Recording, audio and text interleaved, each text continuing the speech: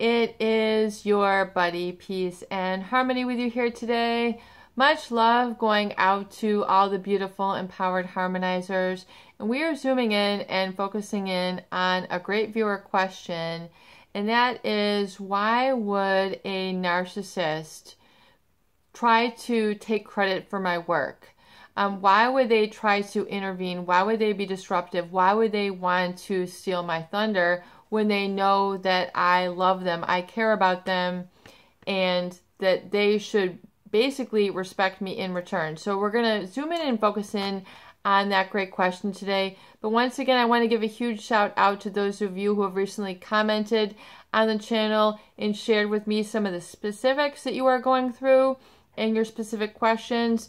It does help to guide the content and get to know the community and the viewership here, and to deliver, basically on point content to help address those questions. So thank you so much for your participation on a very sensitive and very niche discussion here on the privacy of these videos. So we're zooming in and focusing in on the viewer question is, why would they want to do this? Why would they want to hurt me and steal my thunder when we are just trying to have a harmonious relationship? We've had great times. This has been what I thought was going to be a lifelong, or we had visions of the future together. Why would they do this? Well, realize that the narcissists, they have a pathological self-reference. In other words, they cannot take themselves out of the equation due to an insecurity, basically meaning that they don't have a sense of soundness and self-evaluation just by being. Who knows if it's based on, earlier abuse? We don't know why, professionals don't know why, but they have a self-reference that is one of superiority and one of dominance and one of a satiable need to control and have power over others.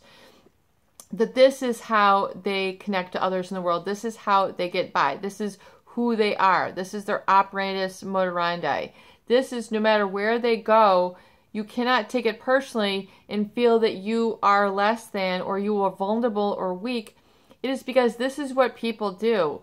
But people have a different tolerance to this. And so if you are in an intimate relationship, you're going to get hit harder with this. If you're just, a colleague, you might just get a little sniff of this. You might just get a little brush of this. You might get a little whiff of this.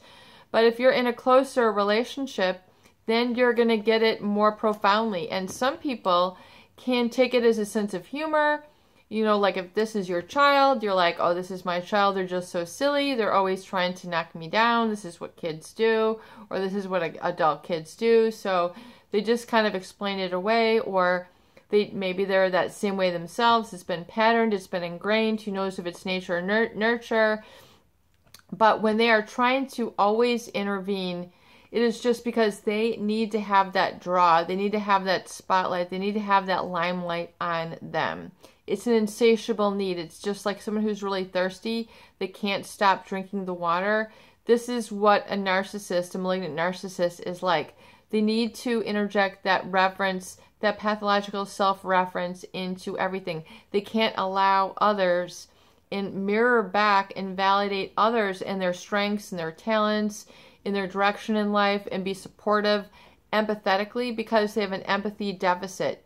Brain scans have shown that neural activity is slowed down in the reticular activating system for the anterior insula in those who are narcissistic. In other words, in the areas of the brain which are light up or involved with empathy, i.e. having the understanding that others have feelings and have the ability to feel with them, the happiness, the joy, the gratitude, the religious experience of the divine, going to church, looking at art, going through illness, going through accomplishments at work, going through personal struggles, personal accomplishments. They can't validate that back to you. They can't be supportive. They can't enjoy. They can't share. So some people will say, this person, even though it seems so right, they never really got a chance to appreciate me.